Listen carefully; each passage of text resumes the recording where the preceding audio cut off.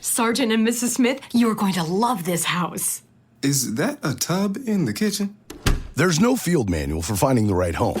But when you do, USAA Homeowners Insurance can help protect it the right way. Restrictions apply. This Steve Jones Show podcast is now loading. The Steve Jones Show podcast is presented by Sunbury Motor Company, Purdy Insurance, Brewers Outlet, and NIL Game Changers.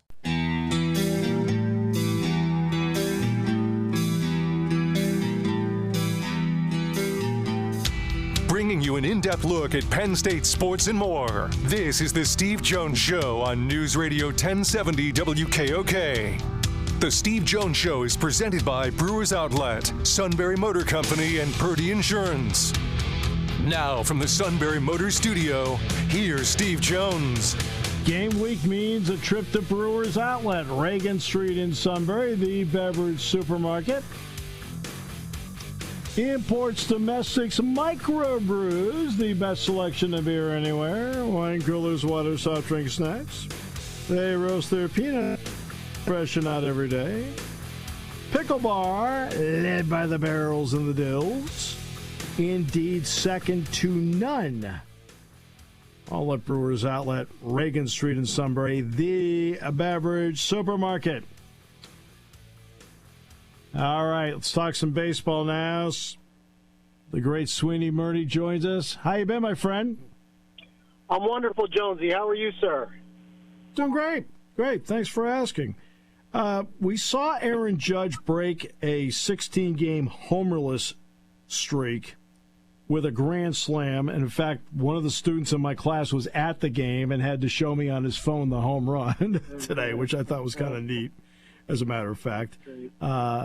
And so, but this has not been the best time of the year for him, you know, compared to other months of the year, whether it's September, October. What is it that you see in him sometimes at this time of the year? Does he get tired and worn down because he's playing so many games like he did a couple of years ago when he hit 62? I just think, you know, the pitching tightens up a little bit on him. You know, and teams are going, you're playing teams that have postseason aspirations, right? And so, I mean, you know, the Mariners are a good example. The Red Sox are still trying to win games here. And you can, you know, you have a certain strategy and you're willing to chance it sometimes, I think, in April, May, June, July, August, September. There's always calendar. You know, you have a lot of left on the calendar. But then when the games start to dwindle, you really have to, you know, pick your spots and understand I'm not going to give this guy a pitch to hit if I can help it. I mean, we saw it to an extreme with, you know, Colin Devers the other day. But I think that's a big part of it. You know, Judge is pretty selective, and I think part of it is teams kind of bearing down and guys aren't as willing to challenge him when they've got really only little time left on their calendar to make their postseason wishes and dreams come true. All right. When you look at, let's start with the American League. We know the Yankees are going to be a contender to get to the World Series. Who else realistically can do it based on starting pitching, their rotation, and also how well they've been playing? Yeah, I think that's getting harder and harder to figure out around the league because even your powerhouse teams, you wonder, do they have enough pitching to get there? I mean, like, that's the question with the Dodgers right now, right? Oh, goodness. And you would have thought, you know, beginning of the year, like, why are we even questioning anything about, you know, their roster? But the injury situation around the league has taken its toll. The rest of the American League, you know, I don't know. Like, here's the problem. In New York, I'm dealing with a lot of Yankee fans who just aren't convinced their team is good enough. But the question you're asking is the important one. Who else in the American League is good enough? Yeah. The Orioles have shown their flaws very recently. You know, the Central always has interesting teams, but they always seem to come up a little bit short when you're talking about Cleveland or Minnesota in a postseason series. The West is not very good shape this year. The Astros are their weakest. They've been in the last, 8 years probably. And, you know, nobody else really puts that fear into you. The only fear you'd have is a team that just gets hot. And that's what we've seen come through the last few years in the postseasons, whether it was Philly a couple of years ago or Arizona, even Texas. You just have to get hot, and you can take down anybody. The 100-win Mets team, the Braves, the Dodgers, they've all experienced it. That's the big fear. The Yankees are equipped to win any postseason series. I truly believe that, because there isn't anybody I can say is, oh my gosh, they're better than them, you better be scared of them. It's just a matter of, who's showing up that day to get the final 3 outs? Who's showing up that day to get the first 21 outs? It's hard to predict right now, but I would think the Yankees have as good a shot as any, despite what the worst fears of the fan base is, because they've gone 15 years without seeing it end in a parade. And the bottom line is who gets the final 3 outs. That has been a mystery now for a while with them. And also, after Soto and Judge, do they have enough of a lineup that you can maybe pitch around those two guys, even though it's two guys on base? Can you pitch around those two guys and get enough out of the other guys? I think, to your first question, it's not a unique situation. If you go back over the last 10 years, you have teams that have had to find their closer again. Yeah. You go through the regular season one way, and then you get to the post. The Red Sox done it time and time again over the course of their championship runs, in 13 and 18. You had the Nationals, and I'm thinking of somebody else here very recently. The Astros. Actually. Astros. They had to figure out their bullpen on the fly, and those are things that even the best equipped teams have to do. So I think that's the situation the Yankees find themselves in now. As far as their lineup, listen, it's not basketball, where you have your stars have to perform, but your stars going to have to perform. I'm sorry, if Aaron Judge and Juan Soto aren't getting big hits, the Yankees are not advancing in the postseason. And I hate to put that kind of pressure on the rest of the lineup, but it's kind of reality and kind of fact. I don't think there's any way around that. Yeah, I'll give everybody an example. In 2018, who got the final 3 outs of the World Series? It was not the closer Craig Kimbrell, it was Chris Sale. So you figure it out as you go, because you have to go with the hot hand at the time. The Phillies, to me, are a team, Sweeny, that epitomize why you're playing 162 games. Awesome start, big slump, back on track again right now. Is that a fair way to look at them at this point? Yeah, and I think, whether it's the Phillies or anybody else, I think because of how immersed we are in the sport and all the different ways we can consume it now, what Brian Cashman said long ago about the Yankees and how they play a season, I think applies to many other teams. He once said that the Yankees don't play a 162-game season. They play 162 one-game seasons. And the reaction based off of every win or loss is basically what he's referring to. And I think that's kind of how you see, the Phillies. I mean, you're basically – what every Major League Baseball team shows you is that you're capable of losing 3 out of 4 at any given point in time. And that's what scares you, because that's what sends you home in October. And even now you're frightened of it in May, June, or July, because, oh my gosh, if we can lose 2 out of 3 to the Marlins or the Nationals, what's going to happen when you lose game 1 to the Padres or the Dodgers or whoever you're facing in a playoff series? It's a different kind of animal. It's pressure, and you see it play out the last few years where it's been an NCAA tournament style. Listen, Duke and North Carolina and Kentucky all have number 1 seeds every year, and UConn, and they all have great teams. They don't win every year because it's not designed that way anymore. I think that's what baseball is. But you go in thinking you have a shot, and when you have horses like the Phillies have, or like the Dodgers have, or like the Yankees have, you kind of just take your chances. No matter how you end up there at the end of September, you're going to want to take your chances. Other teams who are fighting for those spots are the ones who are hoping to get in and hope that the hot streak takes over. Right, exactly. And the Dodgers are interesting. I know Ohtani is on this pace 50 for 50. I've got it. But how important in reality is Mookie Betts to what they're doing? Betts, Freeman, everybody, really, they are. Yeah. But, it goes back again to what I said about Judge and Soto. Okay, the Dodgers might have a little bit more lineup depth, but, not that much more if you get around those guys. They're bottom half of the order. Okay, Muncy, Kike Hernandez has got big postseason hits in his career, all those things.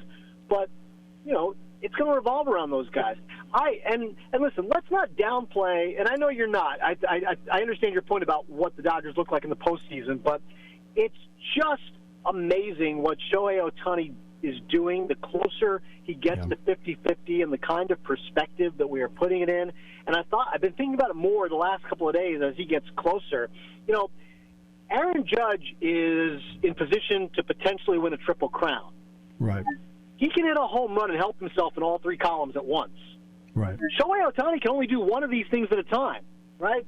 The power and the speed are so amazing. He hits a home run, he's obviously circling the bases. He needs the singles and the walks, not doubles, really, because you're not stealing third that much, in order to put himself in a position where he can steal. And put all those things in motion with the speed that he has, the instincts and the smarts on the base paths that he has, to pick those opportunities and be as efficient and successful as he is. The fact that he can only do one of those two things at a time is kind of cool and fun for me. And beyond that, I know there's a debate about should he win an MVP because he's the DH. Now, I've long since tired of those kinds of debates. The DH is a real position. We've given MVPs to closers in Major League Baseball and starting pitchers. What's wrong with the DH? It's a real position. And beyond that, something that kind of stuck in my mind here just earlier today, I was reading a piece that Tyler Kepner wrote in The Athletic, and Juan Pierre talks about it. And it kind of and beyond that, I heard Miguel Rojas today on MLB Network Radio mention this. He gets to the ballpark early and watches Shohei Ohtani getting ready. And his process to get ready includes rehabbing his pitching injury. He's not pitching, but guess what? He is on a rehab program like any other injured pitcher would be, which means he's coming to work and trying to get ready to pitch. He's putting in all this work, and he's going out and being this amazing unicorn athlete we see on the verge of 50 home runs and 50 stolen bases. I know that there are times we feel we're in this age of overkill. I don't think we can overkill this, Steve. I think when you see something that's never happened before, and whether it gets 50-50 or not, we are seeing it. My gosh, how can you not just appreciate the beauty of it in the sport that we get? We're so jaded because we think we've seen everything. We've never seen this. Yeah, yet how difficult is it because 47% of the population lives in the Eastern time zone, and we don't get to see him play that often? But I think that's not as true as it used to be. Every game, so many games are on TV that are available. Listen, Sandy Koufax was the biggest star in the 60s, and so was Willie Mays. Those guys spent the entire 1960s out on the West Coast when their games were never on TV. They made their names in different ways, and the World Series was a factor, and more people watched the All-Star game and things like that. But you can watch Shohei Ohtani. Before you go to bed, you can see every Shohei Ohtani highlight. Game starts at 9:30, 10. If you go to bed at 11 o'clock, you watch the 11 o'clock news, you will see Shohei Ohtani highlights on your phone. You wake up the next morning, you can see every Shohei Ohtani highlight, not pick up the newspaper and see his name in a box score without ever actually seeing a picture or video of him. I don't think that's as true as it used to be, and even then it was kind of not. I think it was more of an excuse. No bigger star in my lifetime, the last 50 years, than Ken Griffey Jr., who spent his best years in Seattle. And again, not every game was necessarily on TV, but who didn't see every Ken Griffey Jr. highlight they wanted to see? Yeah, but except fewer people are watching SportsCenter than ever before. So that's not helping, though, the cause. Well, no, but that's why my job becomes important, because I work in MLB social media, and if you're one of the 11 million people following MLB on Instagram or Twitter or everything else, you are finding your content that way too. You're also finding Dodger pitching content that's horrifying. I